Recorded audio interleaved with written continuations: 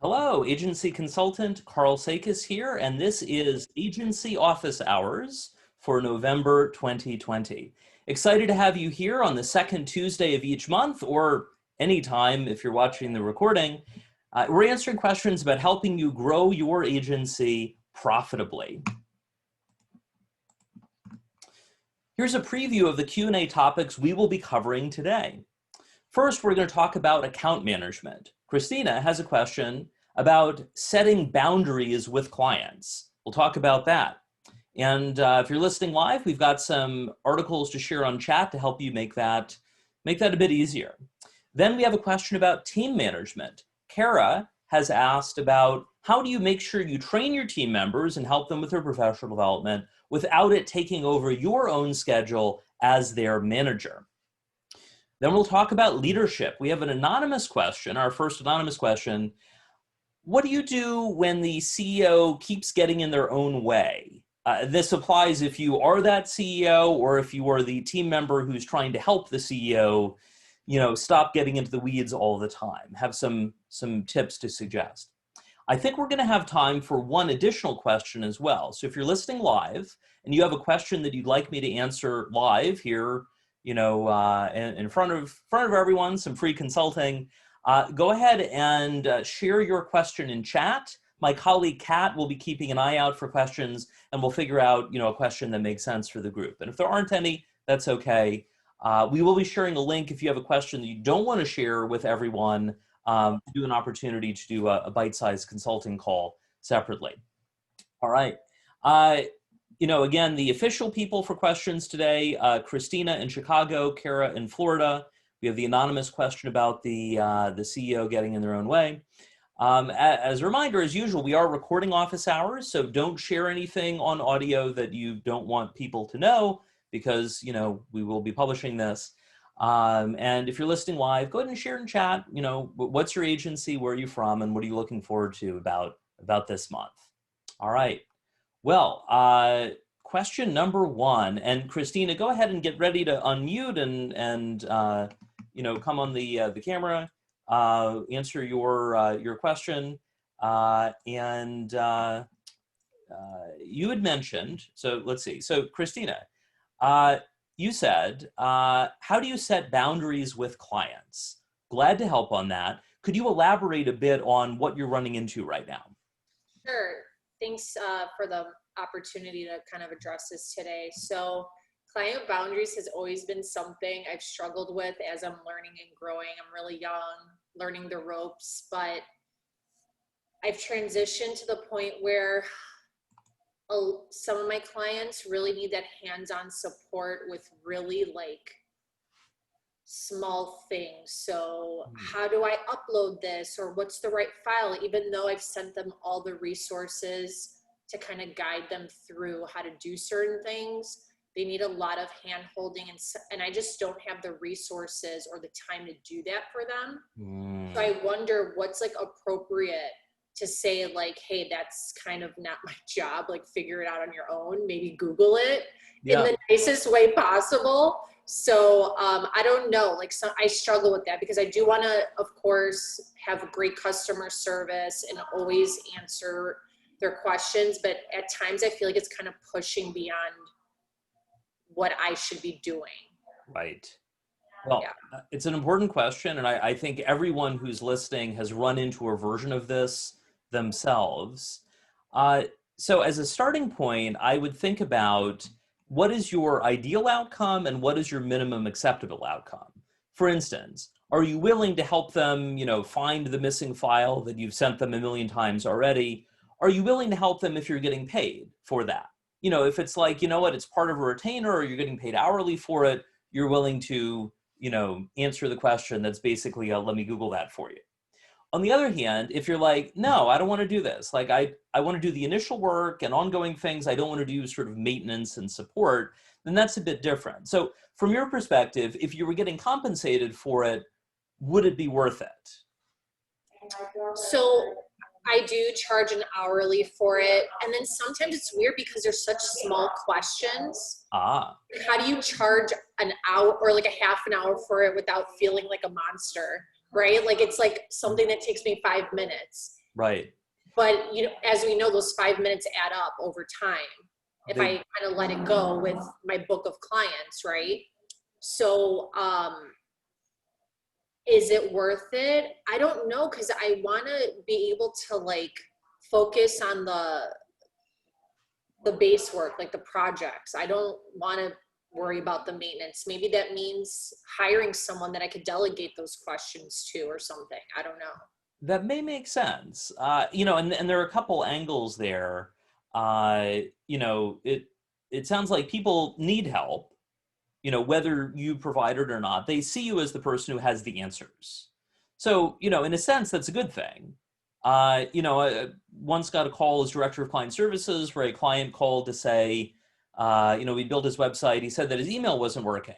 And I'm thinking, we don't have a retainer with him, but, you know, I used to do computer tech support and freelance in high school and college. Let me see if I can solve this. And, you know, he'll be happy and we can move on. And it quickly emerged that he had an internet outage. The cable internet was out.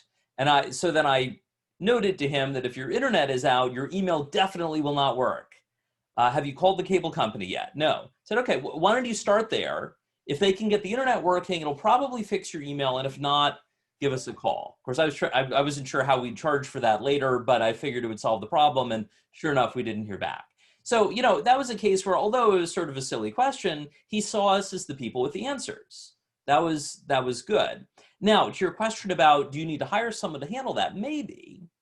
What a lot of agencies will do if they're getting a lot of, you know, maintenance or support requests, and this could be true whether you're doing marketing, it's especially true if you're doing development work, it could be true in other areas as well.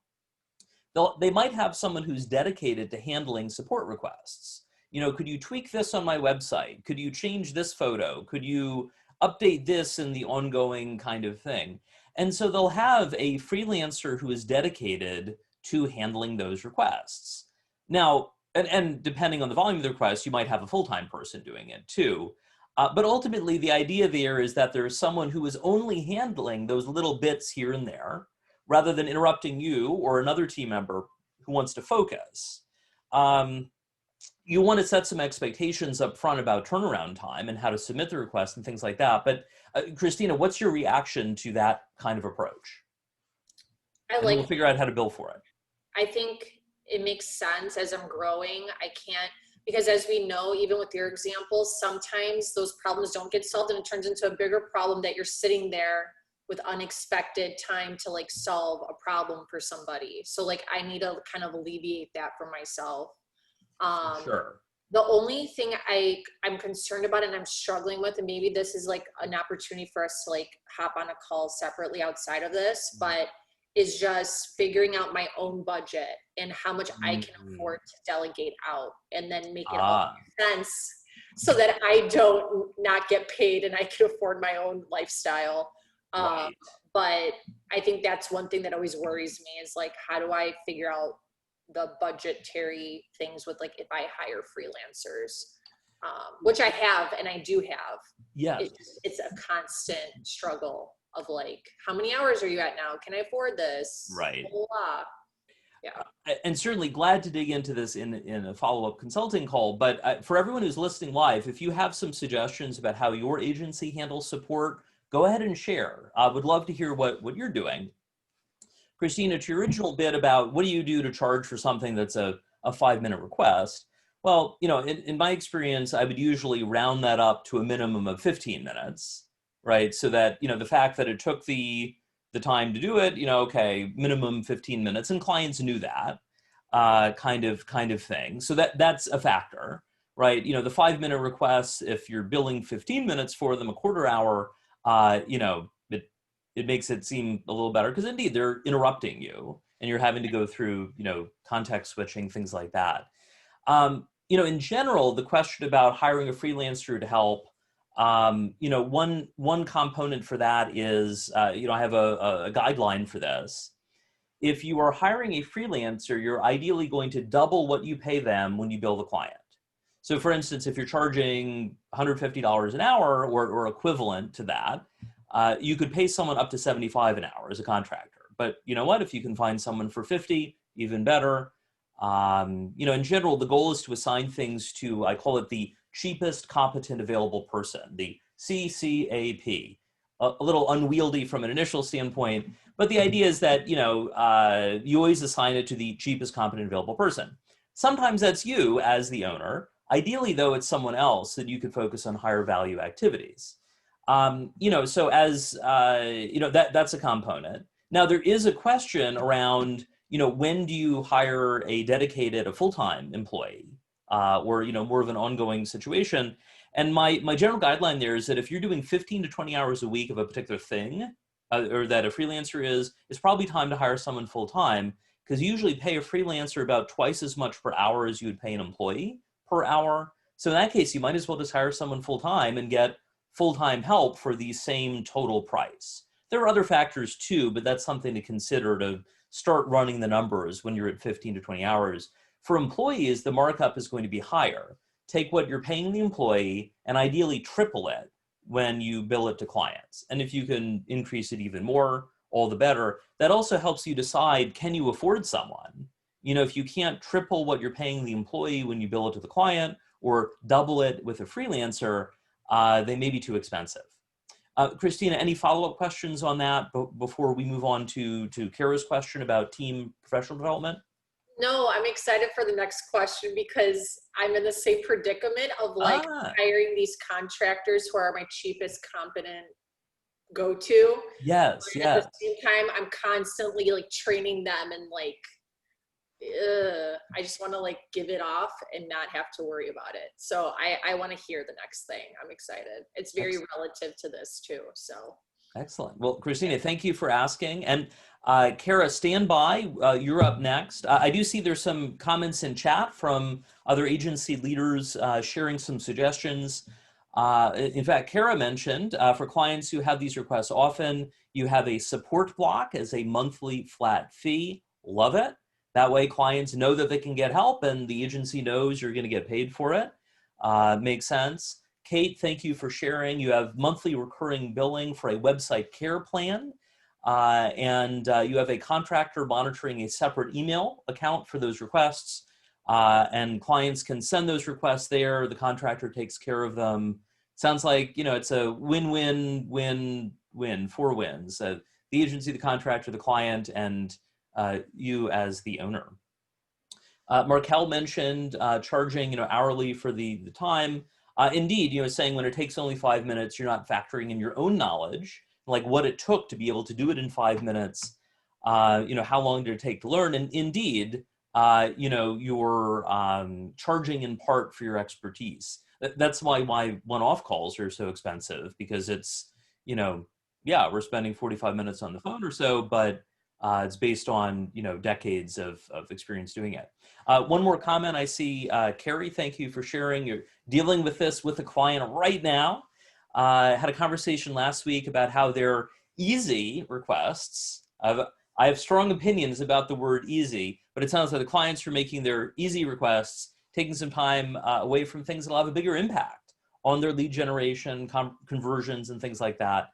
So it sounds like ultimately, Carrie, you were able to push back a bit about, we could do this, but these things that we were planning to do are going to be more impactful. So glad to hear that you're able to set some boundaries there. If you're listening live, Kat has shared my article on reason options choose, a way to negotiate and set boundaries with clients. That could be helpful. Give them some options that you're open to considering and then let them choose. By the way, about the word easy, if you have used the word easy, a client asks, can you do blah, blah, blah, and you say easy, stop saying that. Instead, say that would be straightforward. Why? Because if you tell a client something is easy, one, it's probably not truly easy, but also easy sounds free. If you say that something is straightforward, that sounds like $1,000 or something like that. So switch from easy, and make sure your team does this too, switch from calling things easy to straightforward, and clients will be happier to pay for those requests. All right. Kara, you are up next. If you want to go ahead and unmute yourself.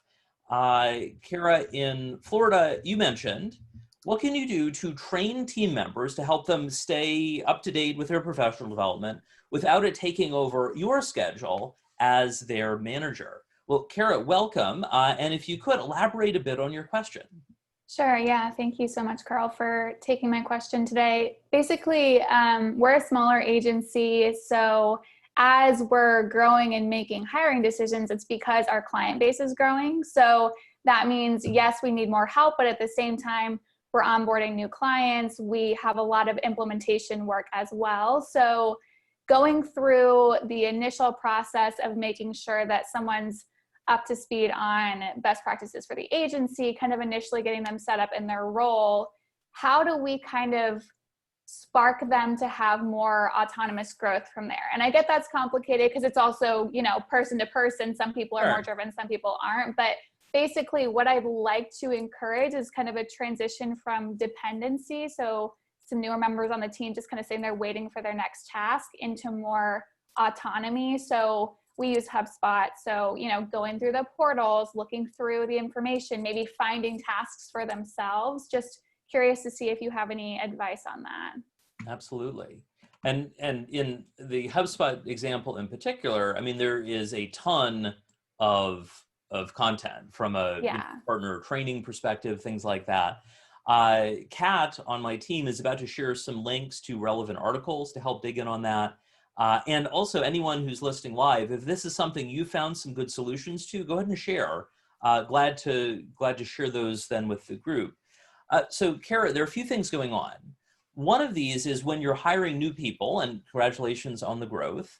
When you're hiring new people, one of the things you want to look for is what is their ability to learn and keep up with what's going on. One of the questions I recommend asking during the hiring process is to ask some version of, what do you do for professional development? I don't necessarily care what exactly people say for that, but I don't want them to leave it blank. Right. If someone leaves it blank and they work in digital marketing or other aspects of digital or marketing in general, and they're not doing anything for professional development, that's not a good sign. And considering all the free options there are, I'm curious, Kara, in your hiring process, do you dig into any sort of questions around that, around what they're doing to learn new things already? I don't think related to that specifically. We ask which marketing tools they maybe have previous experience in, which is helpful just to kind of get where they are. If it's more of a blank stare and they say they're familiar with more like social platforms, that at least tells us something, but it gauges where they are, right? And then some that have maybe some more advanced knowledge will say things like Google Analytics. If we're really lucky, they have previous HubSpot experience, things of that nature. Got it. You may find that that there are some questions that you could use as a proxy. For instance, I found in hiring, I'll ask people to rate their familiarity with G Suite, Google Docs, Google Sheets, things like that. I found, and in SurveyMonkey, I go with the 1 through 5 star question. You can do that different ways. But what I found is if someone answers 4 or 5 stars, that tends to be a good match. I do ask them to say, why did you pick that number? Because sometimes people pick 4 and from their description, it sounds like they probably should have picked a 5. Or maybe they say a 5 and it seems like maybe they're overselling it a bit. But, my ideal hire is someone, given how important G Suite is within Sakas & Company and helping agencies as a tool, if someone writes, for instance, they use G Suite in their personal life to organize everything and this and that, that's probably a good sign. On the other hand, if someone's like, I've never used it before, but I could learn, that, it's been around for a while. So I would be concerned about that as a proxy for, other challenges on training. So, indeed, you could find what are the right proxy programs. In my recent hire of Kat, hi Kat, everyone say hello to Kat. One of the big things was doing work with marketing automation. And she didn't have experience with the particular platform, but she had experience with another one. And indeed, within a few days, she was already scheduling emails after doing some training. And in that case, I was able to delegate the initial training on the marketing automation platform to another team member. So that's something to consider, Kara, as you're working through things. Are there cases where someone else on your team might be able to lead the training, and then maybe you define the overall areas and the overall priorities, and then someone else might be able to do the training? To what extent, Kara, do you think you could split up the training workload? Sure. So yeah, we've definitely worked on doing a little bit more of that training delegation. Just again, as the team's grown, it's made a little bit more natural sense for someone that might work more closely with that person on a day-to-day to run more of their training, since Right. I wouldn't necessarily be interacting with them as consistently. But I will say I found some flaws in that process, just knowing that it's maybe turned into a little bit of a game of telephone, meaning that the initial training that person may have been given 3 years ago, maybe when they facilitated this training to the new hire, there were some pieces missing, simple thing, but still things that lead to maybe a different quality of work, or, whatever the case may be. And kind of retraining or modifying what was taught initially because of those kind of gaps in process. Got it. And that, that's definitely a potential challenge, right? You don't want to perpetuate problems that started before, things like that. This is where, and this is especially true for new hires, but it's relevant for existing team members as well. If you realize there are some gaps, you can do what I call a new hire ramp-up plan. So the idea of the new hire ramp-up plan is that ultimately you've identified, and Kat shared a link to that in chat, what do people need to know in month one? And need to know and demonstrate month 1, month 2, 3, 4, so on, for their first year or so. And some agencies will use 30, 60, 90 plans, right? What do they need at 30 days in, 60 days, at 90 in? Whatever works for you. But the key thing there is that you've nailed down what success looks like. And this is especially important in sales-related roles, but it applies to any agency role. For instance, an agency owner reached out a few years ago and said, I hired a salesperson 18 months ago, and he's not meeting his quota. Said, oh, when did he stop meeting his quota? The whole time. Mm-hmm. He had never hit his quota. And it turned out she hadn't created a new hire ramp-up plan, in part because, well, she hadn't hired me yet to help her, but so she didn't know about it. But the issue was that whenever you hire a salesperson, it's going to take time for them to ramp up, but you and the salesperson can get on the same page about what success looks like. So maybe in month 1, you don't expect them to close anything, but by month 2, you're expecting them to lead most of the inbound sales conversations. By month 3, they're creating proposals. By month 4, and so on. And that's going to vary depending on your agency, but that was a case where she probably would have known, maybe not in month 1 or 2, but she would have known sooner than month 18 that he was not going to hit his quota and wouldn't have had to waste, 6 figures on him. Yeah, I like that a lot, because we do an onboarding roadmap where we talk about maybe the HubSpot certifications we want them to get, things like that. But I like the idea of maybe being more clear on the goal side of, hey, in a perfect world, at the end of your first month, you can successfully post a blog without needing help, or, like those different milestones of where we would like to see them at performance-wise as they progress in their role. Absolutely. And related to that, in my new hire ramp-up plan article that Kat shared, I have 7 sample ramp-up plans for different roles. So check it out, steal it. This is for everyone. And Kara, just to pick one particular example, what is a role you recently hired? We recently hired a content marketer. So meaning she's posting blogs, posting social, but we would like her to get more intentional into also the full circle side of understanding how those posts are performing to make ideas and suggestions for future content promotion. Got it. And to clarify, is she focused, she's doing content marketing for your clients, for the agency, or both? Both.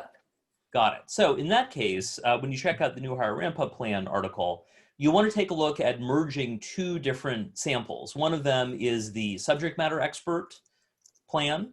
So that's, for her work as, as a billable content expert for your clients. The other one to look at is the write-up for an internal marketing manager for marketing for the agency itself. That'll give you some ideas. So for instance, when it comes to her subject matter expert work where she's billing clients, ultimately that's about getting to her billable target. So, if she were solely client billable, she might be billing, say, 32 hours a week. Month 1, maybe she's billing 0 a week because she's getting ramped up. Month 2, 5 hours a week. Month 3, 10, 20, 28, 32. And it could be faster, right? It depends in part on how much experience someone has. But the idea is that, if you and the hire have agreed that they are going to be billing 15 hours a week by a certain month and they're not, then you can have a conversation about it. Then it's not you micromanaging, it's you and they have agreed to a target, it's not happening. What's the plan to fix that? And of course, if it's a situation where there isn't work to do or what have you, it's not always necessarily their fault, but Right. it gives you something to talk about. Okay. The other one to look at, and for Kara, for your particular example, I have a write-up. This is example number 6 in the article about marketing manager. So typically people in internal marketing roles will have some sort of a lead gen quota about leads to generate within, or, for the agency. Maybe in month 1, they're at 15% of their eventual quota based on mostly current momentum. And you want them to talk to, for instance, all of your salespeople and half of your account managers to better understand, what's going on. Maybe month 2, they're at 25% of the quota, and they will have met at that point with 100% of the client-facing team. And maybe you've also had them maybe outline an initial strategy to update the agency's primary lead magnet. Month 3, maybe they're at 40% of their lead gen quota.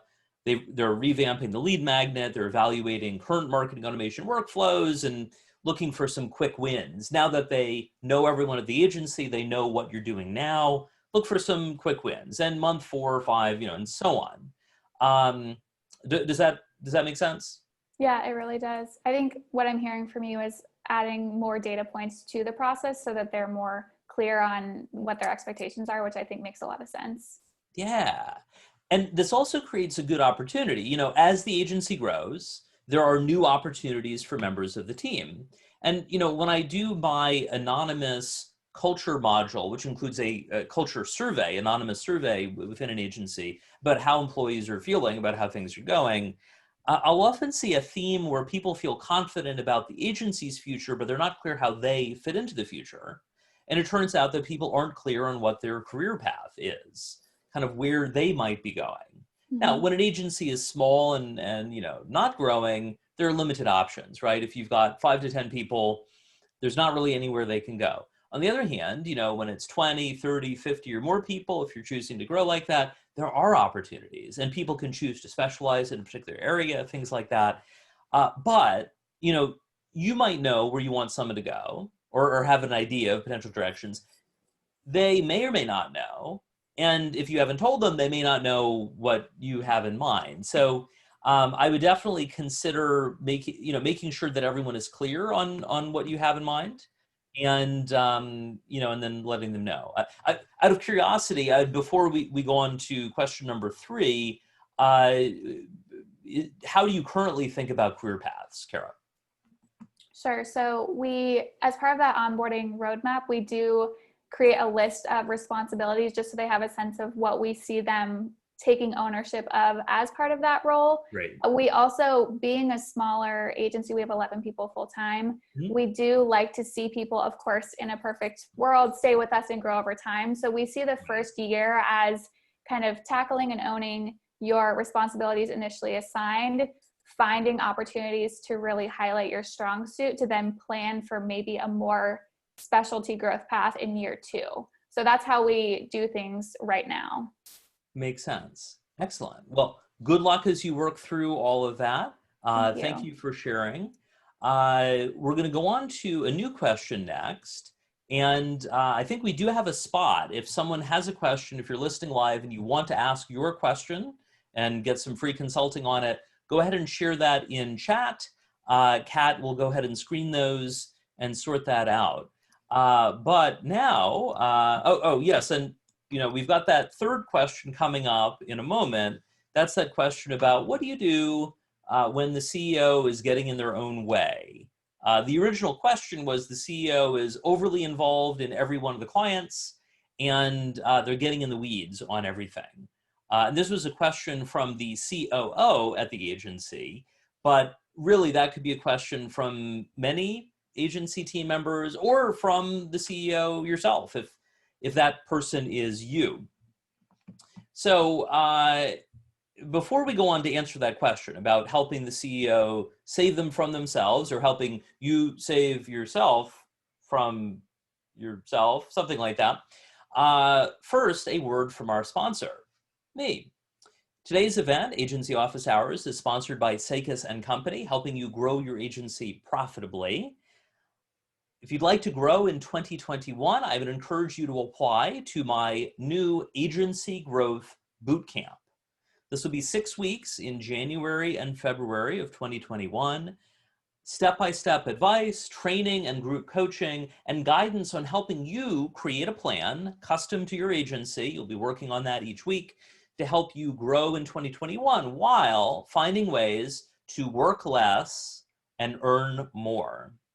Sound good? You want to work less and earn more?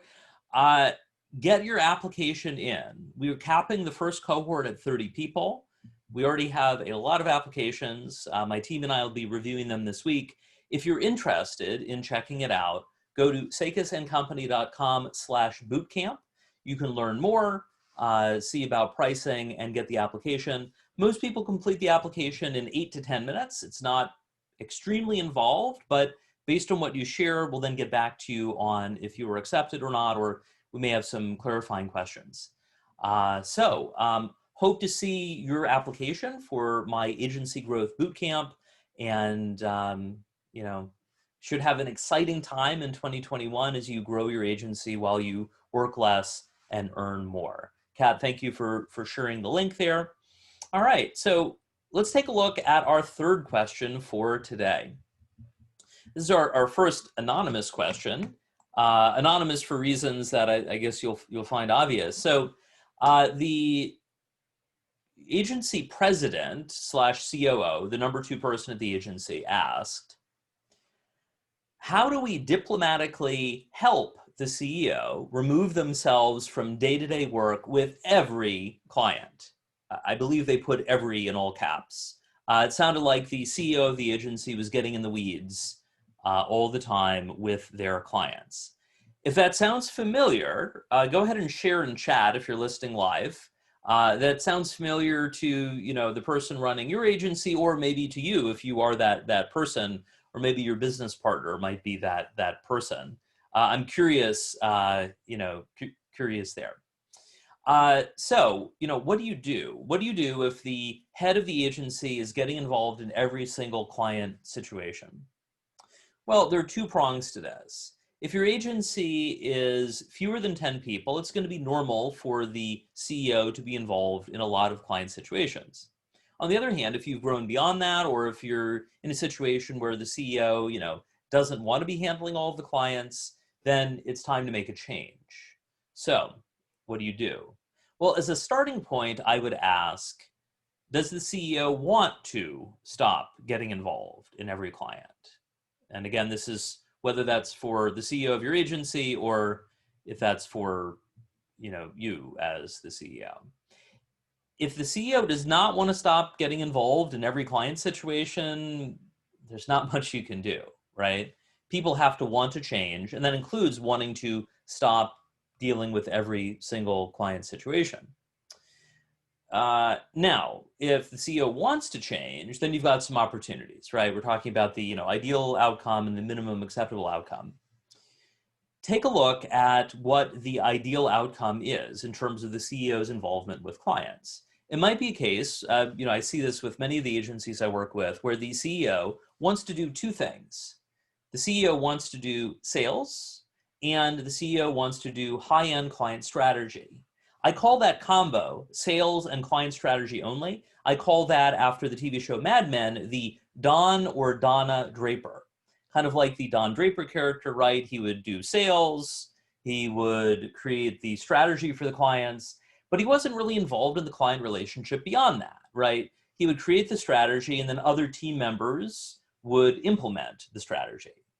He would be at the client meetings, but he wasn't the account executive or project manager coordinating the details to nail down what time will the meeting actually happen and things like that. So that's the Don or Donna Draper approach, sales and client strategy. If that's the case, then you need to get someone else handling the day-to-day. You need to get someone else handling the other key roles that need attention. I'm going to go ahead and share my article in chat about agency roles. Ultimately, every agency role fits into 6 categories.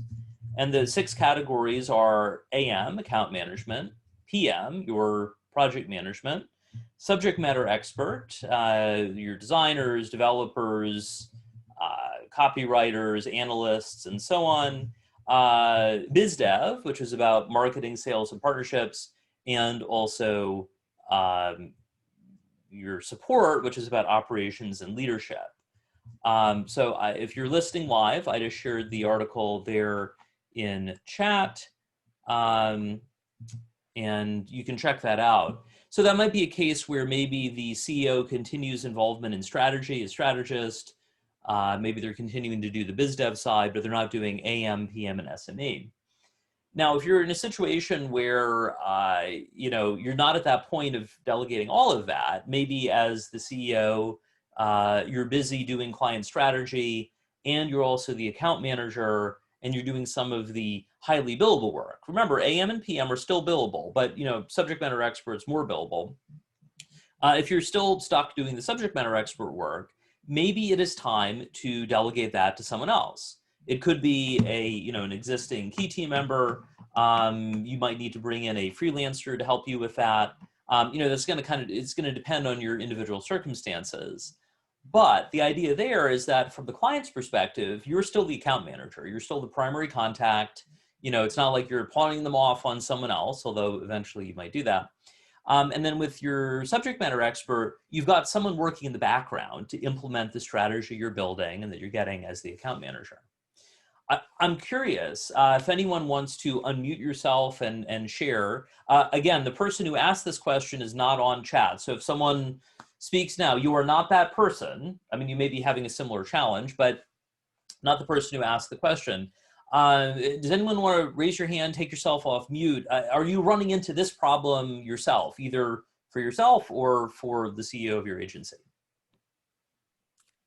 Markel, go ahead.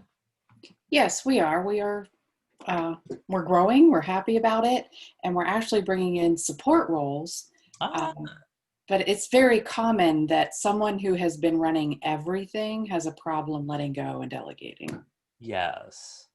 And indeed, for some people, I occasionally get inquiries from employees at agencies who say things like, my boss could use your help. Can you help them stop doing everything? And one of my key questions would be, do they think that's a problem? Because if the boss doesn't think it's a problem that they're doing everything, there's nothing I can do. I mean, there are things I can do, but no, if the boss doesn't think there's a problem, they're not going to hire me as a consultant or coach to fix the problem because they don't believe it's a problem.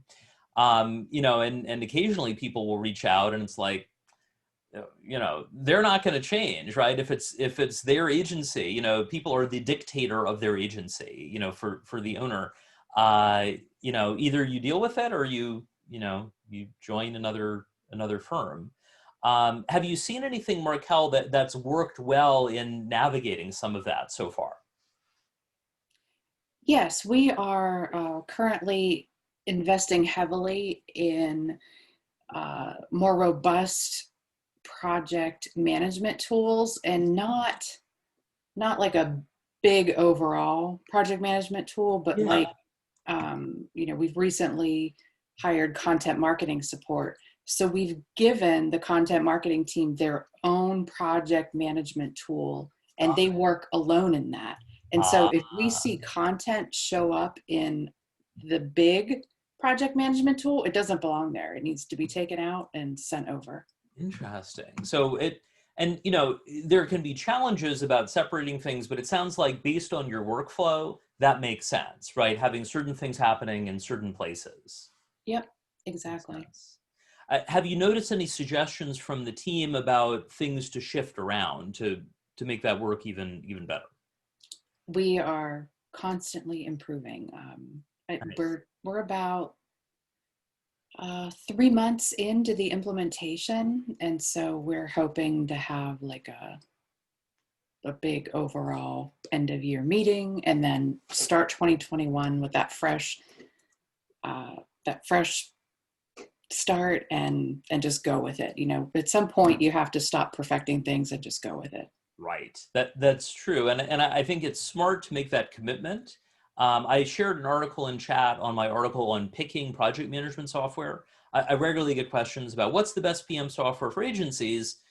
The challenge is there's no one best option for everyone.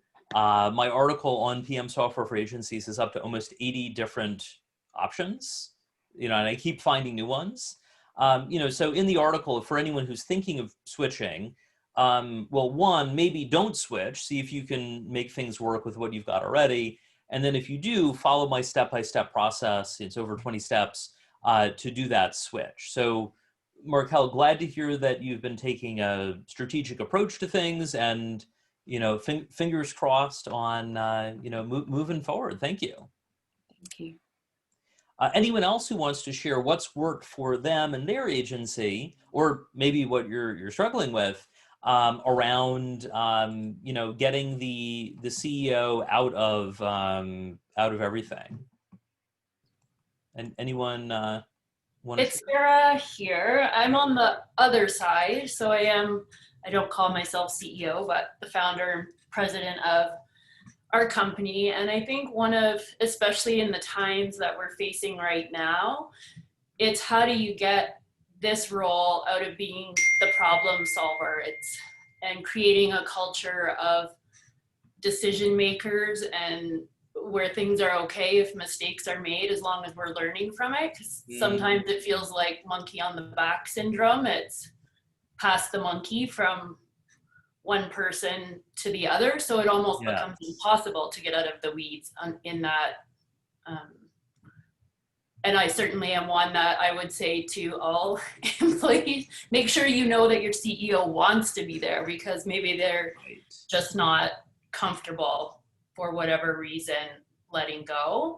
And I've had dips and valleys in our agency life where I've been able to step out, and I was much happier in that space. As I say, I want to kiss babies and make happy employees. That would be my goal as an agency owner. But it's creating that culture of trust, I guess. Yes, great point. I shared an article in chat, or a couple. One, and Kara, thank you for your note there.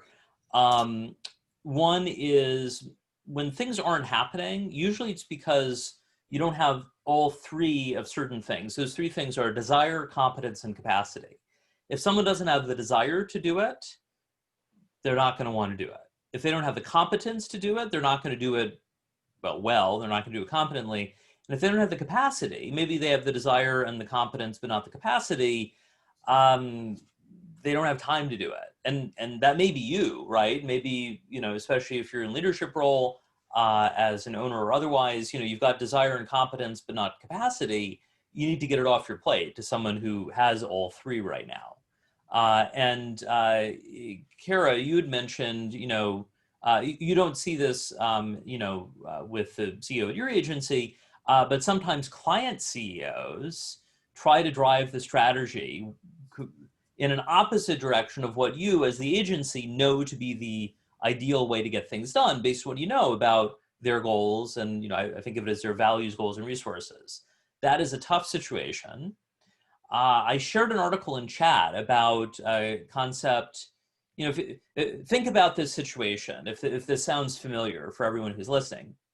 Have you been working on a client engagement and, you know, you're making good progress and you're getting toward the end of the initial phase, or you're making good progress, and suddenly a client executive that you maybe have never heard of before, or maybe you heard their name at the beginning and you had heard that, oh, they don't care about the project, they're not involved, they don't need to be involved in the kickoff meeting, they're too busy, blah, blah, blah. You made all this good progress, and suddenly that person shows up, and now they really care about what you're working on. And they don't like what you've done so far, even though, remember, they haven't been involved at all because this wasn't important enough to them before. Now suddenly they're involved. Now they're unhappy with what's going on. And now they want you to make all these changes, even though their, you know, subordinate that you've been working with had said everything was fine. Yes, and indeed, Christina, what a nightmare. There's actually a technical term for this situation where someone, comes in, shares some negative feedback, and then flies away, leaving you to clean up the mess. The technical term is swoop and poop. That's right, like a seagull, swoops in, deposits some unwanted feedback, and leaves you and your day-to-day contact to clean up the mess. How do you prevent swoop and poop? Well, one, knowing that it's a possibility is important. The larger the client organization, the more likely swoop and poop is to happen, right? Because there's more internal politics. And the final bit, and you can use this as a kind of an early warning system.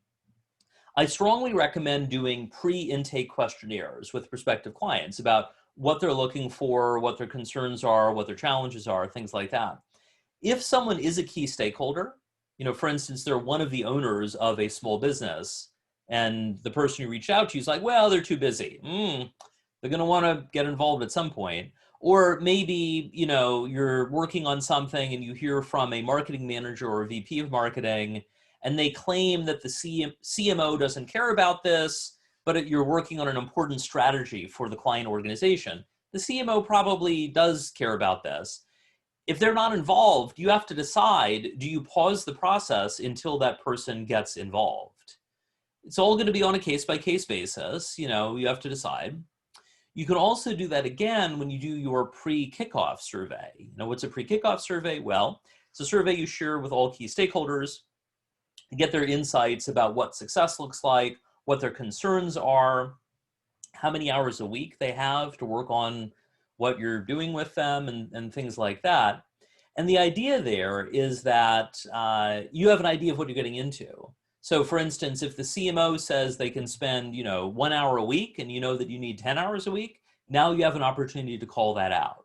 Or, if maybe the CEO should be involved on a particular engagement based on the company size and things like that, and they don't fill out the pre-kickoff, and you know that they should, and you talk to your contact at the company, and they're like, well, they're too busy, that CEO is likely to swoop and poop later. So you have to decide, do you insist on getting their involvement early or not?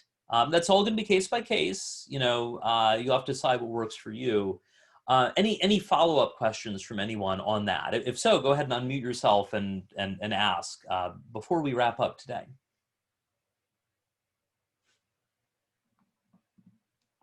All right. Well, good luck as you navigate that. As we wrap up today's office hours, if you have a question that you think of in the future, feel free to share. When you go to the office hours page, and Kat has a link to that, you can opt in for any event. It's always the second Tuesday of each month in this time slot. We have events available through the end of this year and through the end of next year. Planning ahead, you can register now. And if you have a question you want to ask, go ahead and submit that when you submit your RSVP. And we'll let you know if you're picked for the list of questions. And of course, you can always show up on your own. You don't have to ask a question. Certainly a challenging year for most agencies. I look forward to sharing advice to help you improve things in 2021. Thanks for participating in office hours today. And if you are interested in the boot camp, do be sure to apply soon, since that will be full shortly based on our review of the applications. So, Karl Sakas here. Thanks again. Looking forward to helping you grow your agency profitably this year and beyond, and look forward to seeing you next month. Take care.